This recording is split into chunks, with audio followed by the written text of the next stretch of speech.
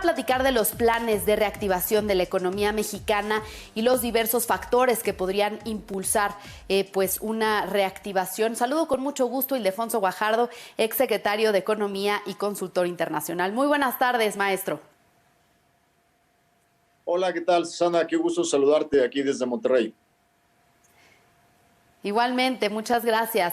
Pues bueno, sabemos que en las mesas de trabajo implementadas por el Consejo Coordinador Empresarial para la Reactivación Económica, usted propuso una apertura de la economía gradual y por sector. Cuéntenos a partir de cuándo sería conveniente y cómo hacerlo para mitigar los riesgos.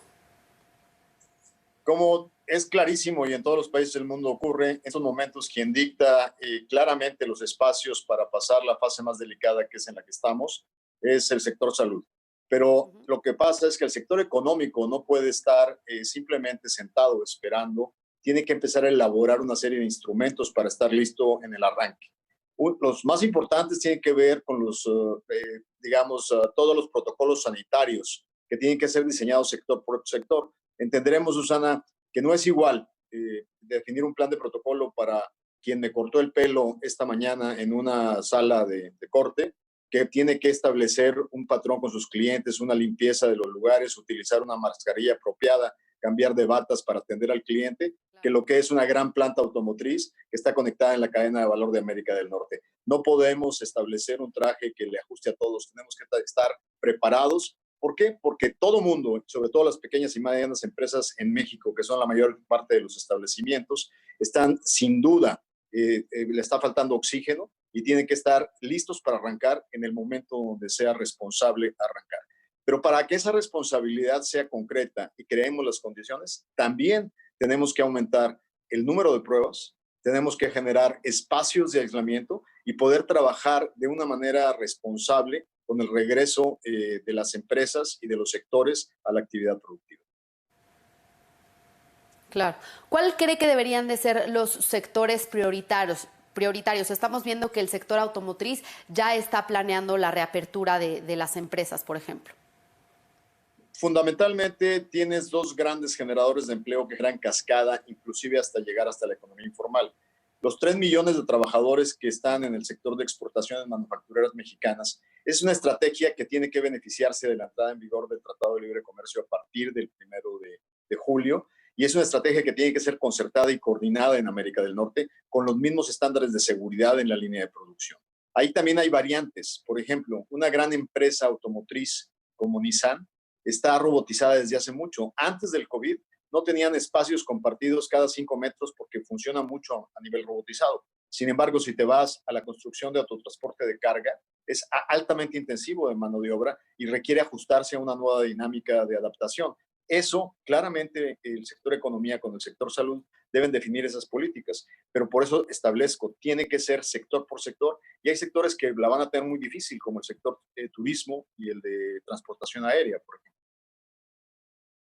Claro. Entonces, ¿qué debería de hacer el sector turístico y el sector aéreo, por ejemplo, que pues como usted menciona, tienen pues la situación mucho más complicada, el golpe económico es mucho más fuerte?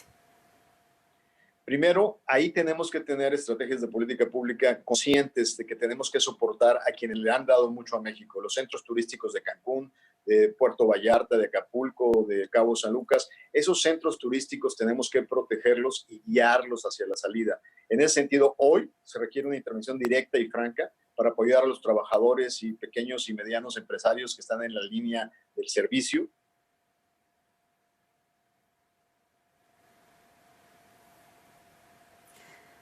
Lo dejamos de escuchar. Ildefonso, ¿nos escucha? Bueno, retomaremos la comunicación con Ildefonso Guajardo, exsecretario de Economía, quien nos está platicando de los planes de reactivación económica que se deberían pues, de seguir, algunas recomendaciones que se deberían de seguir ante esta crisis ocasionada por el COVID. Adelante, Ildefonso, nos decía pues el apoyo que se le debe dar pues, a estos sectores que han dado tanto a México. Sin duda, te comentaba específicamente la intervención directa para apoyar a los trabajadores del sector turismo y para apoyar las más pequeñas empresas en niveles intermedios de servicio. Pero adicionalmente, claramente hay marcas en el turismo que deben de protegerse Y lo están haciendo los empresarios. Hay un grupo muy importante en México que ya garantizó el empleo de sus 18,000 trabajadores y que va a utilizar el tiempo para mejorar su producto y seguirse posicionando. Ellos tienen clientes en su 85% en los mercados internacionales. Y esos no van a llegar al final del año, no van a llegar al principio del 2021. Si bien nos va y planeamos bien la recuperación, vamos a estarnos recuperando a mediados del próximo año o hacia fines en este sector tan estratégico para México. Precisamente hablando de política pública, pues los empresarios han mencionado mucho la política contracíclica, pero ayer el secretario de Hacienda, Arturo Herrera, decía que hay poco margen de maniobra. ¿Qué opina al respecto? Sin duda, nos tocó presenciar el debate completo y hubo opinamientos que algunos encontraron coincidencia, otros no, pero yo te diría, en primer lugar, existen estrategias con un impacto no tan contundente en la deuda pública, como el usar fondos como multiplicadores. Por ejemplo, hay un fondo de participación para los ingresos de las entidades federativas que pudiera meterse al mercado vía Banobras y poderle dar un apoyo a las entidades que tanto lo necesitan para poder multiplicar esos recursos a través de la creación de un bono de colocación de corresponsabilidad compartida a gobiernos federales, gobiernos estatales. Y en ese sentido yo creo que pueden ser instrumentos que nos pueden ayudar en diferentes frentes. Adicionalmente, en la visión macro que se debatió ayer, sin duda hay el riesgo de no sobreendeudar al país para no perder la estabilidad macroeconómica, pero hay el margen, debido a la responsabilidad fiscal con la que se ha manejado el país, para poder tener cierta flexibilidad.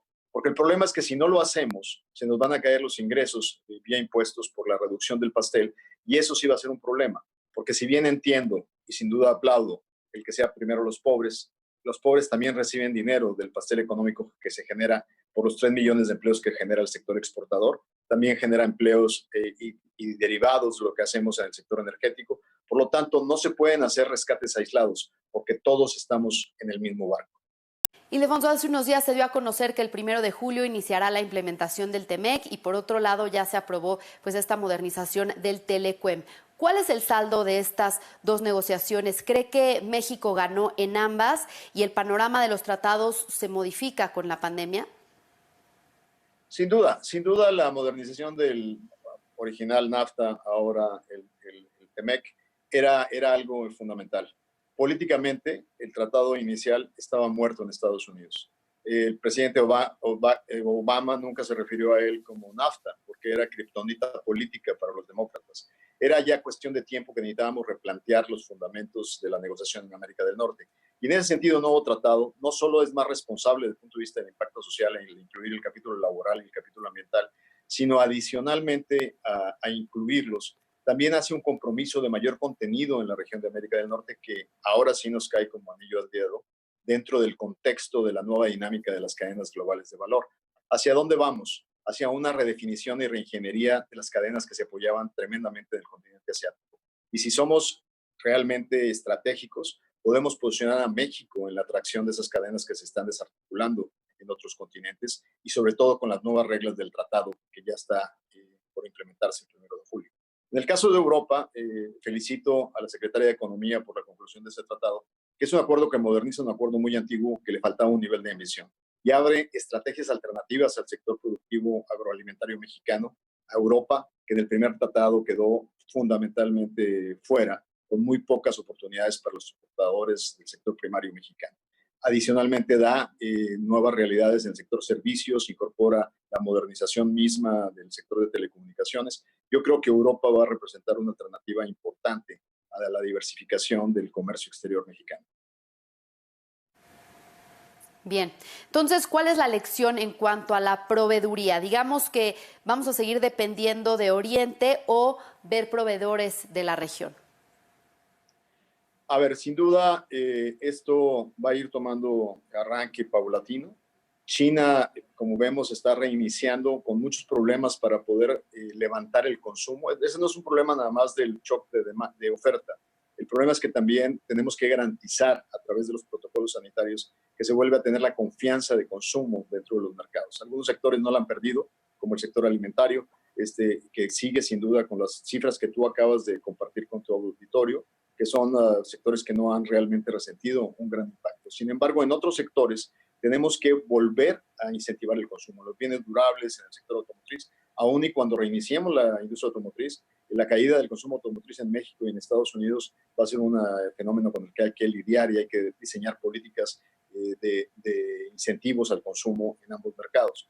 Pero sin duda, este nuevo rediseño de cadenas de valor le da una oportunidad a la integración regional como un esquema estratégico para tomar ventaja de lo que será la vida post-COVID-19. Bien, entonces, finalmente, con esta pandemia, esta emergencia global que genera una crisis económica, México gana con estos dos tratados que entrarán en vigor, bueno, entrará en vigor el 1 de julio el TEMEC. Yo te diría que lo deja muy bien posicionado para poder enfrentar las nuevas realidades y poder aprovechar los esquemas de integración en la región donde está el mercado más grande del mundo. En ese sentido, es una posibilidad que debemos de saber aprovechar y debemos de, sin duda, hacer todo lo que esté de nuestra parte para aprovecharlo. Te doy ejemplos muy claros. Mandar las señales de que en la reinicio vamos a estar perfectamente coordinados con las autoridades canadienses y norteamericanas para poder que la proveeduría y la cadena de valor de América del Norte pueda regresar al unísono, claro, siendo responsable desde el punto de vista sanitario. Bien. Bien, pues muchas gracias por la comunicación, Ildefonso Guajardo, exsecretario de Economía. Muchos temas que seguir platicando. Seguimos en contacto. Muy buenas tardes. Muchísimas gracias por invitarme. Estoy aquí a tus órdenes.